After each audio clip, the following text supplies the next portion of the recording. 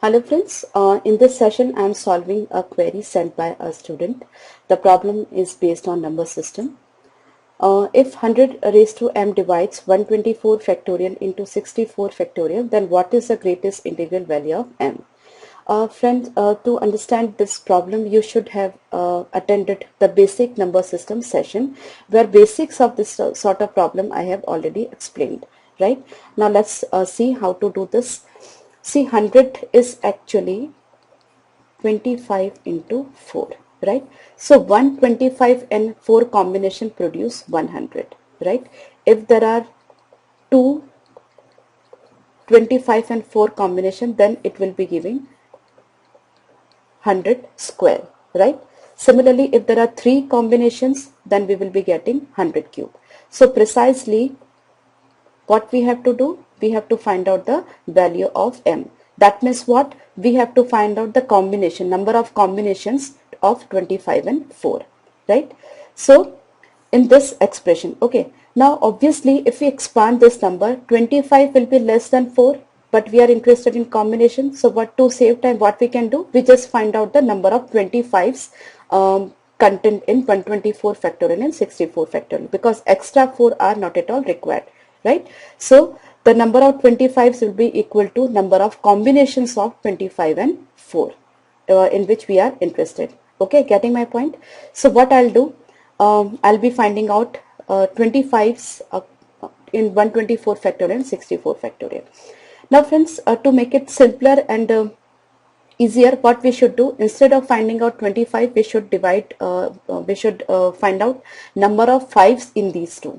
Okay, because two 5's make 125, right? So if we get odd number of 5's in this and odd number of 5's in this, so from extra 5 we'll be getting one more 25, right? So do not directly divide it by 25, instead divide it by 5, right? So first of all, what I do,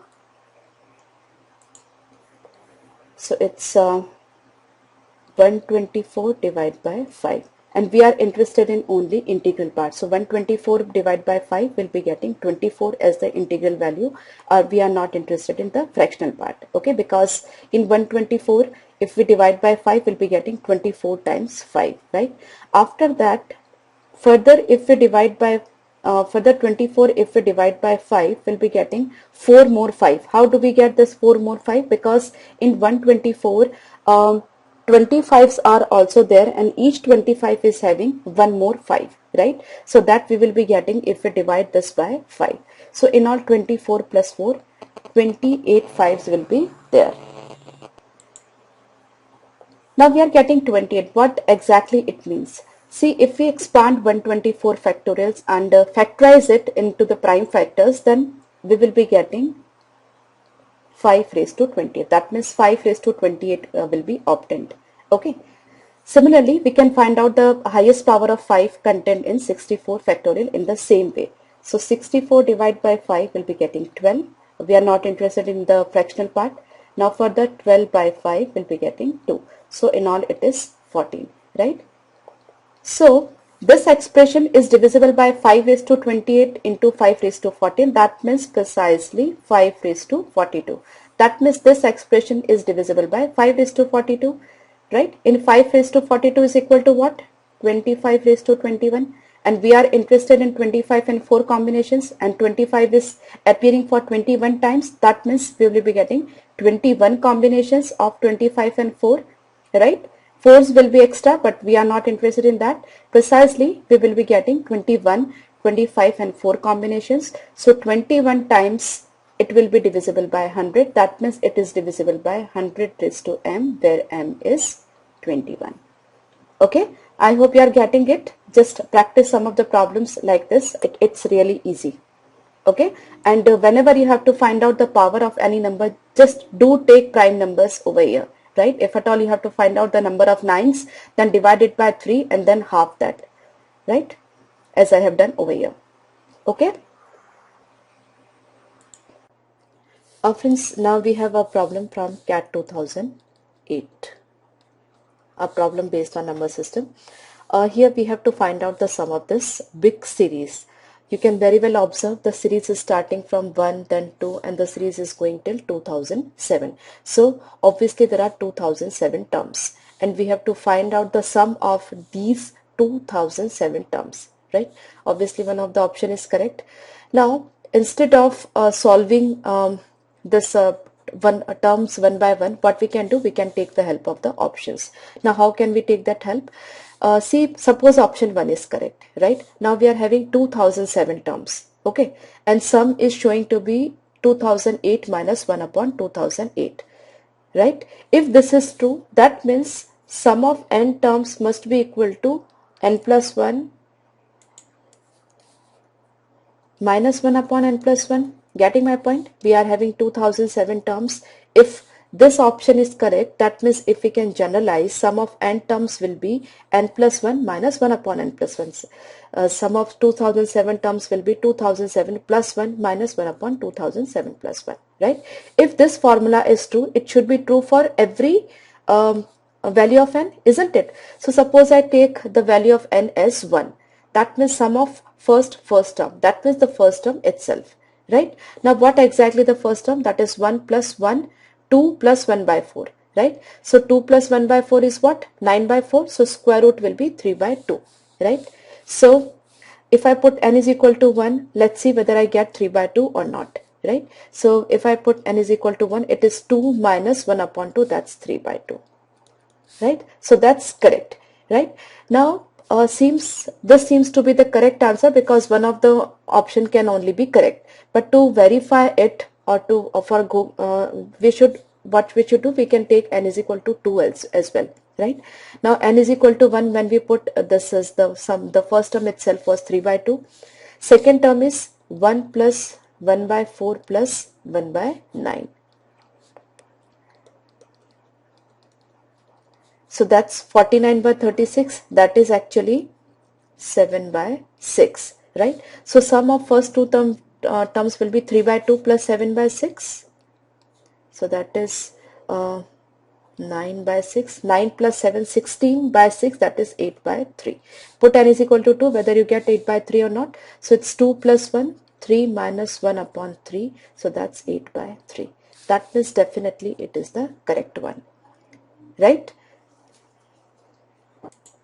So what is the approach over here? Either you can take two values of n for this option, or what you can do, you take one value and put that in other options as well, right? If this is correct, then Sn will be n minus 1 upon n, so that will be 0 if you put n is equal to 1. So that's rubbish. If you take this, it will be n minus 1 upon n plus 1. So if you take n is equal to 1, it will be 1 minus 1 upon 2. So that's half only. And if this is true, then what is happening? N plus 1 minus 1 upon n, right? So if you put n is equal to 1, what will happen? 2 minus 1 by 1, right? So that's 1. So that's not giving the correct answer, right? So option 1 is obviously correct. So any of the approach can be taken. Either you take two values of n, or for the same value of n, you verify all the options, right?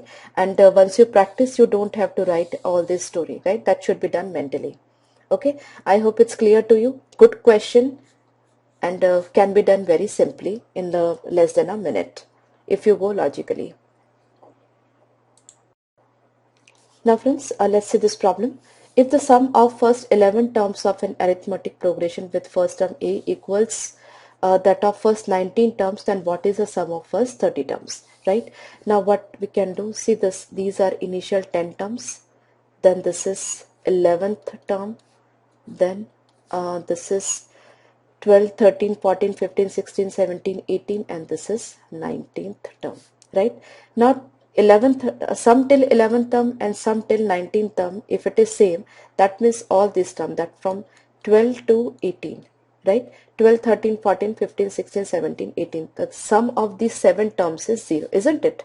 Then only it is possible, because these terms are not making any difference. That means the sum of these terms is 0, isn't it?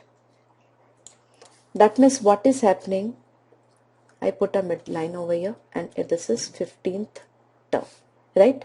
So before 15th and after 15th, what is happening till here, from here, right? these terms and these terms. Because this is an arithmetic progression, maybe these terms are negative, say minus 3, minus 2, minus 1, and these terms are positive, say 0, 1, I'm sorry, 1, 2, 3. So minus 1, 1 cancel, 2, minus 2 cancel, 3, minus 3 is cancelled, and this is the middle term that has to be 0, right? So if the same story goes on, what will happen? All the terms this side, that is on the left hand side of 15, will be maybe positive, and on the right hand side they will be negative, or vice versa, right? But they will be having the same magnitude, right? Suppose minus 15 plus 15, minus 14 plus 14, minus 13 plus 13, or maybe positive this side, negative this side, since it is an arithmetic progression, right? So what is happening? Before 15 all the terms are positive or maybe negative, and after 15 all the terms are of opposite sign. So if we add up all the terms, we'll be getting the sum as 0, right? It is just to understand, right? You don't have to go for any sort of paperwork over here. It's quite common sense that from 12 to 18 all the sums sum of the terms is 0. That means the middle term is 0, and sum of this term is equal to sum of this term. That is practically possible in an arithmetic sequence if the terms are having the same magnitude with opposite sign, right? So that logic is extended for 30 terms. Okay, so this is how we can solve the problem. So the answer to this problem is actually 0. That's none of these. But if you are not able to understand this logic, then formally you can do sum of first 11 terms will be 11 by 2, 2a plus 10d, right? That is equal to 19 by 2, 2a plus 18d, right?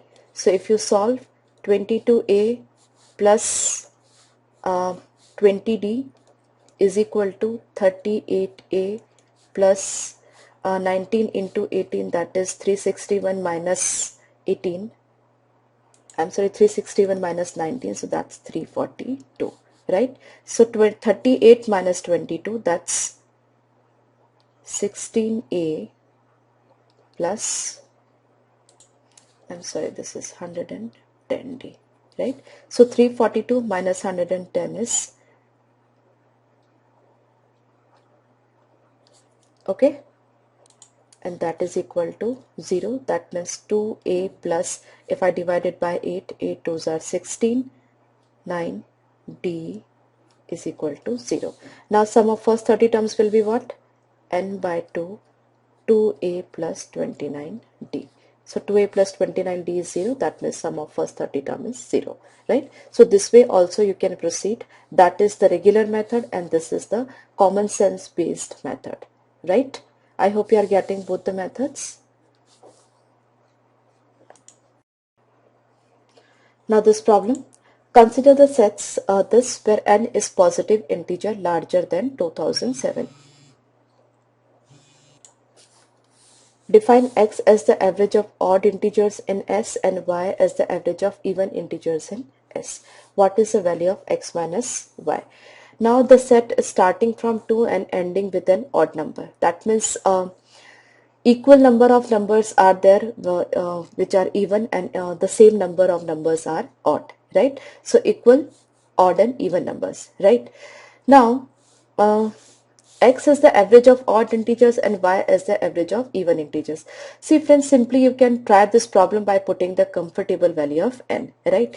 Now suppose I take n is equal to say maybe 2, right? So what will happen? 2, 3, 4, 5, right? Average of 2 and 4 is what? 3. Average of 5 and 3 is what? 4. What is the difference between them is 1, obviously, right? And if you take n is equal to say 3, so what will happen in that case? 2, 3, 4, 5, 6 and 7, right? Now average of 2, 4, 6 is what? 4. Average of 3, 5 and 7 is what? 5. So the difference is what? 1. So every time the difference is 1, right? Doesn't matter the series is going till 2007. That's just here to confuse. Okay. So every time the answer will be 1 itself. Okay. A simple problem from CAT 2008. Now here in this case, we have to find out the value of A100. Similar problems we have just tried. Okay. Now see, A1 is equal to 1 and A100 we have to find out, right? Now obviously we have to go through options because that will be like an easy approach. Okay, if you just start calculating A1, A2, A3, that will be a really tedious process because till A100 entire CAT paper will be finished. Okay, see, A1 is already given to us.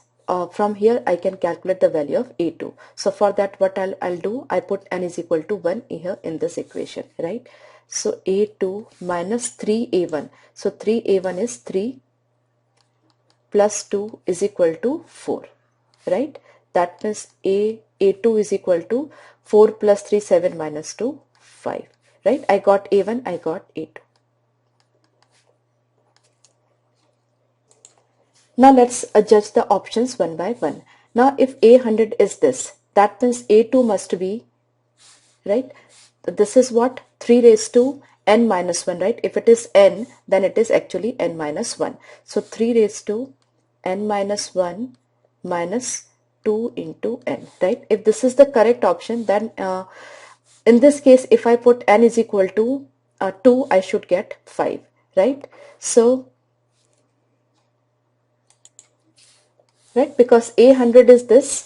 If I put 100 over here, I'll be getting this. That means if it is correct, A2 must be 5 if I put n is equal to 2 over here, right? So if I put n is equal to that will give me 3 minus 4, that's minus 1. So that's incorrect, right? Similarly, this is what? The same thing, but it is plus over here, right? So what will happen in that case? It is 3 plus 4, we are getting 7. So further it is incorrect. In this case, it is 3 raised to n minus 2n, right? So if I put n is equal to 2, it will be 9 minus 4, that's 5. That's giving me the correct answer, right? And if it is giving the correct answer, obviously it will not give because over here it will be plus, right? So that will be 9 plus 4, 13, right? So this is the correct answer. Now how easily we can do the problem? If we go through the option, right? And if we can assume the values, or we can crack this code. Okay, I hope you are getting my point of view. Now friends, let's see this problem. 7 is to 567. If divided by 11, what will be the remainder? Again, 7 and 11 are co-prime to each other and 11 is a prime number. You should be able to recall Fermat's theorem.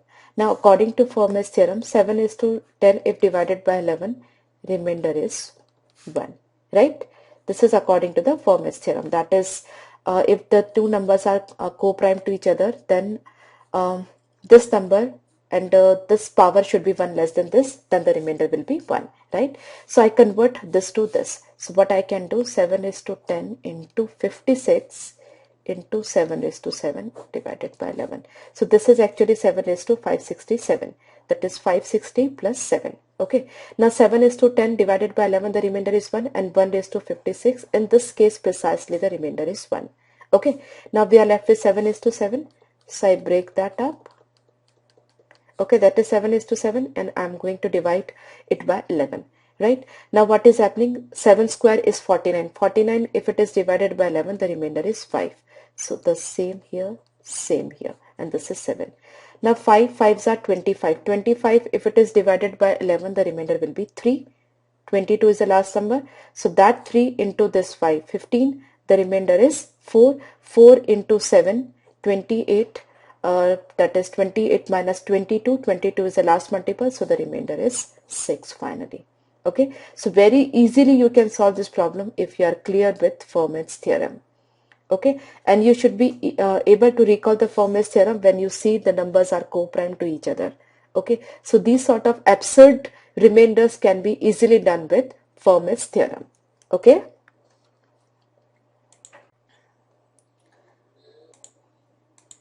Now this problem, a rich merchant had collected many gold coins. He did not want anybody to know about them. One day his wife asked, "How many gold coins do we have?" After pausing a moment, he replied, "Well, if I divide the coins into two unequal numbers, then 48 times the difference of the number is equal to difference of their squares." The wife looked puzzled. "Can you help the merchant's wife?" Okay, it's very simple. Since you have to just find out the total number of gold coin that merchant is having. Okay, and he is dividing the gold coins into two unequal numbers. So I suppose these two unequal numbers is A and B, right? That means A plus B we have to find out, right? The total number of gold coins are divided into two unequal numbers, A and B. That means A plus B should be total number of gold coins. Now 48 times their difference, the difference of number is equal to difference of their squares, right? Now A square minus B square is what? A minus B into A plus B. So this is A minus B into A plus B. So A minus B is cancelled. So A plus B is 48, as simple as that, right? The problem is from CAT previous year paper and it can be solved in seconds. Okay, can you believe that? So simple. Once again, I'm taking a problem based on remainder. 18 raised to 99 divided by 13. Remainder is what? Further, look at the denominator. It's a prime number and 18 and 13 are co-prime to each other. So once again, we can apply Fermat's theorem. Now friends, I'm doing so many problems. After doing these many problems, the Fermat's theorem and the problems based on remainders should definitely be set in your mind, right? After that, you should not make even a single error in the problems based on remainders. Now 18 raised to 99, that means 18 raised to 12 if divided by 13, the remainder is 1, right? 12 is 13 minus 1. So I convert 99 into multiples of this 12. So 12 into 8, that is 96 into 18 cube, right? So that is precisely 12 8s are 96 plus 3, 99, right? Now this one. This remainder is 1. 1 into 8, the remainder is 8. Now we are left with 18 cube. Only 18 if divided by 13, the remainder is 5. So precisely it is 5 cube, right? 5 cube. Now 5 into 5, 25. 25 divided by 13, the remainder is minus 1. That minus 1 into 5, the final remainder is minus 5. Now we want the positive remainder. So that's 13 minus 5, 8.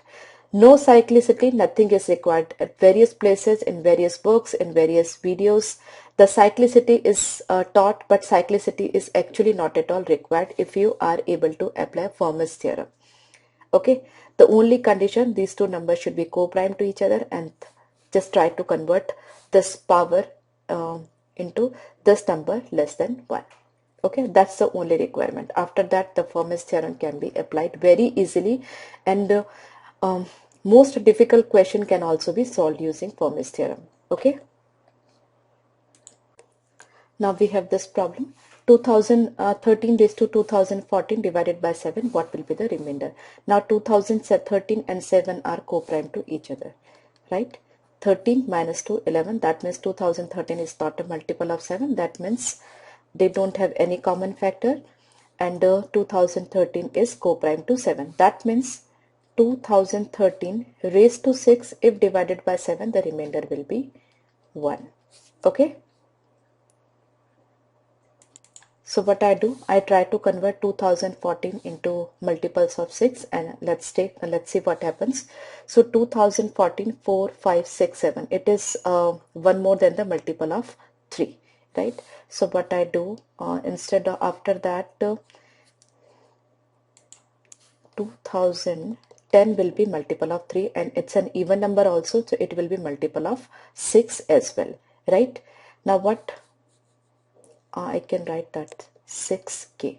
Okay, so that's 2013 raised to 6k by 7, and apart from that 2010 we are left with 4, so that's 2013 raised to 4. Okay, now obviously 2013 raised to 6k, the remainder will be 1, because 2013 raised to 6 while divided by 7, the remainder is 1. So we are left with 2013 raised to 4, right? Now 2013, what is the remainder if we divide this number by 7? Let's see. Now how do we find the last number below 2013 that is divisible by 7? Listen to me carefully. Breakup, 3 breakup, you must have attended the divisibility rule session. 13 minus 2, it is 11. Now 11 is not divisible by 7, right? What we want, difference between these 3 digits, and this should be 7. So what I can do, 2009. Now 9 minus 2 is 7, and 2009 is the last multiple of 7 below 2013, right? So what I do, 2013 can be taken as 2009 plus 4 raised to 4 by 7. Getting my point? Now 2009 divided by 7, the remainder will be, that's multiple. So finally we'll be getting the remainder as 4 raised to 4. Now it's very simple. 4 4s are 16 and 16 into 4 64. 64 divided by 7, the remainder is 1, and that 1 into this 4, final remainder is 4, right? So that was pretty easy. Now one more problem based on number system sent by a student. Here 2 raised to 1680 divided by 1763, what is the remainder? Now friends, the problem looks to be tedious. See, to solve this problem you must be aware of Fermat's theorem.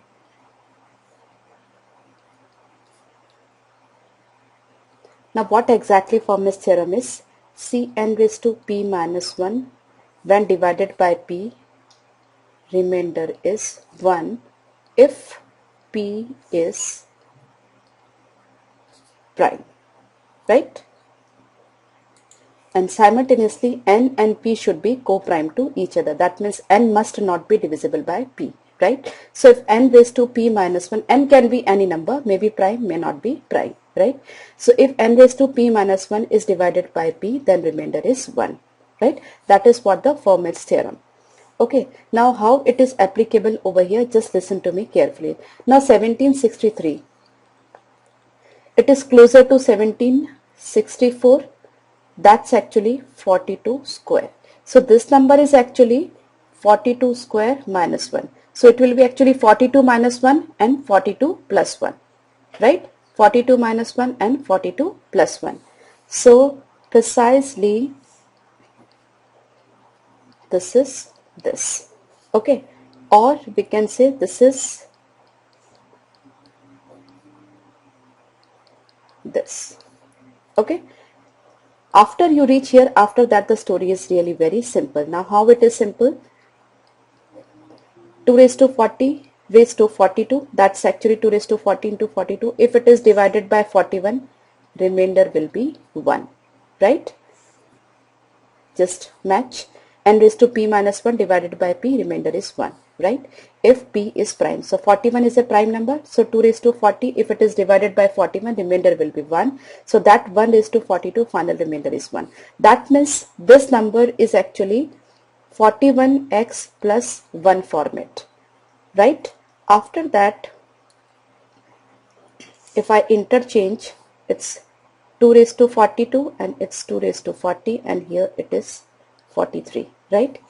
The next part. So 2 raised to this 42, if divided by 43, the remainder will be 1 with the same logic, right? Because 43 is once again a prime number, right? So the final remainder is 1 is to 40, that means 1. That means the number is in 43y plus 1 format. That means if we divide the number by 41, that means 2 raised to 1680.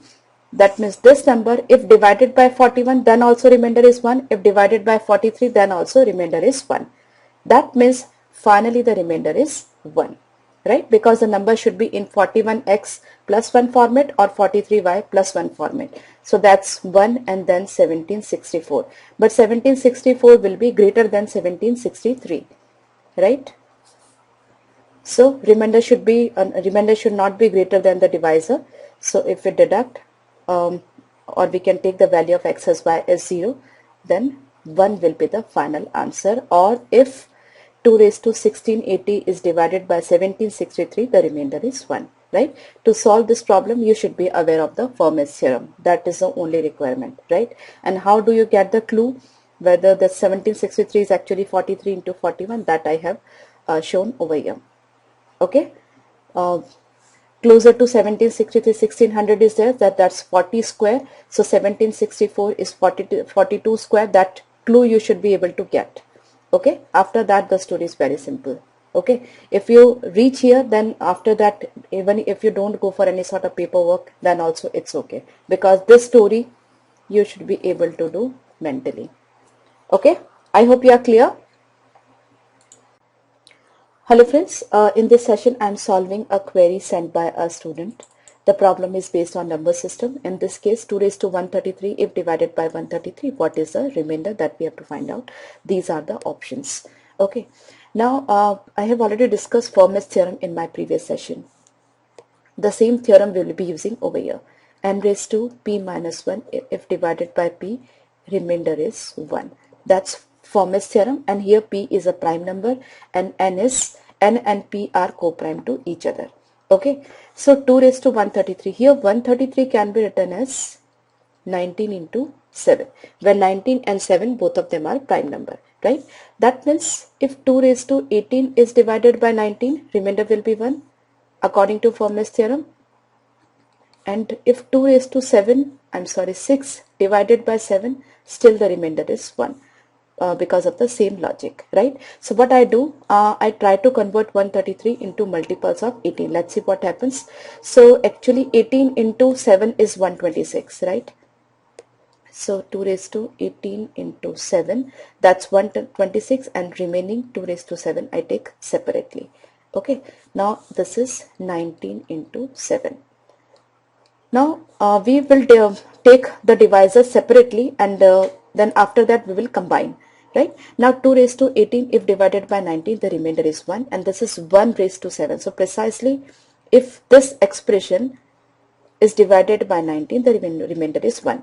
But we have this expression as well, 2 raised to 7. 2 raised to 7 is 128. So 19 into 6 is 114. So if 2 raised to 7 is divided by 19, the remainder is 14. Right? That means this entire number can be written as 19x plus 14 remainder, because this entire expression when divided by 19 giving 14 as the remainder, 1 from here and 14 from here, right? But we have 7 also, so we need to check the remainder from 7 also. Now 2 raised to 18 can be written as 8 raised to this 6.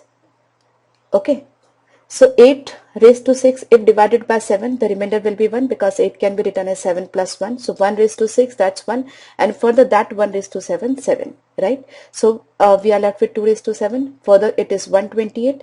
And 18 into 7 is 126. So if 2 raised to 7 is divided by 7, the remainder will be 2 only.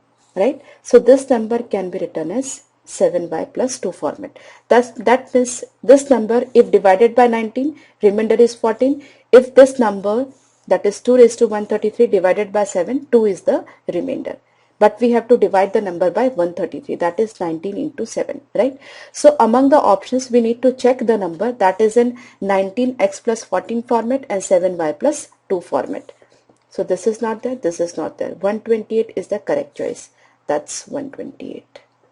Okay, because 2 raised to 7, till here we were getting the remainder as same, right? So 2 raised to 7, when we divided by 19, we got 14 as the remainder, and 2 raised to 7, when we divided by by 7, we got 2 as the remainder. So 128 is the correct choice, and that is answer to your problem. Okay, simply Fermat's theorem application, nothing else. Okay, and that's really important. Okay, because good number of questions based on Fermat's theorem are being asked in CAT exams for last so many years. Okay, I hope you are clear.